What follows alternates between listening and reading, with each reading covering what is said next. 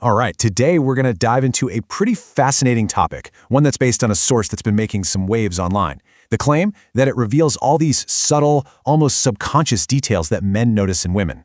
So we're going to break down exactly what those details supposedly are.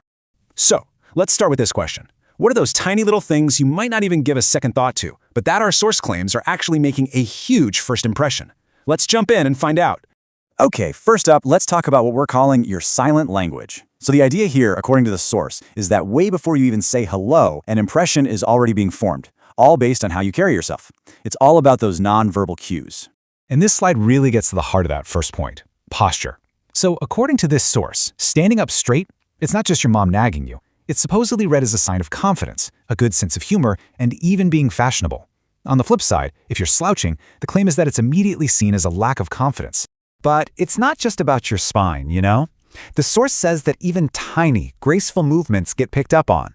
Like, for example, the way you handle a scarf or a dupatta, that's apparently being noticed as a sign of either grace or, well, awkwardness.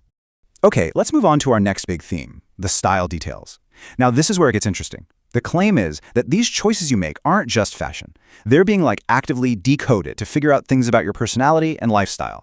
And the source gets super specific here. It points to 5 key things that are apparently under the microscope.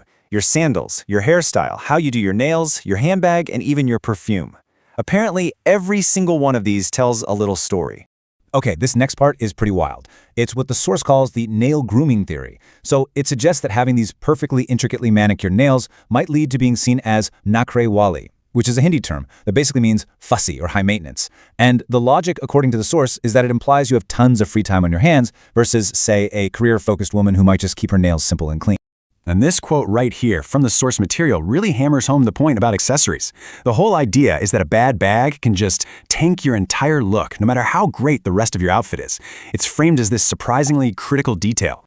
Rounding out this section, let's talk about hair and perfume. The source claims that, yeah, men notice if your hair is down or tied up, and when it comes to scent, there's supposedly a big preference for lighter, pleasant perfumes over anything that's, super strong and overwhelming. All right, so we've covered the visual stuff, right? The silent language, the style choices. Now let's get into communication. This is all about what the source claims men notice in the way women talk and even text. Now, when it comes to actually talking, the source makes a really interesting point. It says it's not about speaking perfect English or having some huge vocabulary. Instead, it's all about social awareness, just knowing how to talk, what to say, and maybe more importantly, where to say it.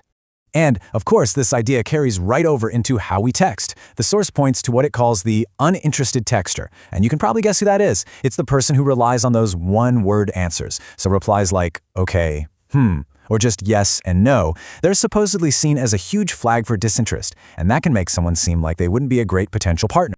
But on the other hand, you have the engaged texter. This is the person who actually seems to be listening, who reads the messages and then replies thoughtfully, in a way that actually keeps the conversation going. And according to the source, this is seen as a really desirable quality, almost like a sign that someone would be a good partner. Okay, so we've looked at body language, style, communication. What does it all mean when you put it together? Let's wrap this up and look at the final impression that, according to this source, is being created from all these little pieces. So what's the big takeaway from all of this? Well, the central argument from the source is that nothing goes unnoticed. Every single tiny detail, from your posture all the way to your texting style, it all supposedly gets added up to form this big overall impression of who you are. And that really brings us to the big final question, doesn't it? After digging into everything the source claims men notice, you have to wonder, are these little details really a true reflection of someone's personality? Or are they just, shortcuts, just the little stories we tell ourselves to make sense of people when we first meet them? Definitely something to think about.